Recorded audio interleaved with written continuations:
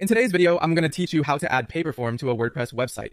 This process is quite straightforward, and by the end of this tutorial, you'll be seamlessly integrating forms into your site.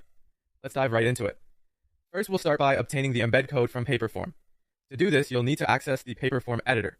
Once you're in, you should navigate over to the Share section. Within this section, there will be an option labeled Embed. Go ahead and click on that. Now you have the option to choose from several embedding methods, whether it's inline, full screen, or pop-up. These options are designed to give you flexibility in terms of how you want your form to appear and interact within your website. After selecting your preferred method, simply copy the HTML or JavaScript code that is provided. This code is what you'll be adding to your WordPress site shortly. Now let's move on to the WordPress side of things. You'll want to open your WordPress editor and navigate to the specific page or post where you'd like your Paperform to appear. It's important to be in the right place before you start embedding anything. Once you've got the right page open, look for an HTML block or a custom HTML block. The exact option may vary depending on the WordPress editor you're using, but either should work just fine here. After you locate it, insert that block onto your page.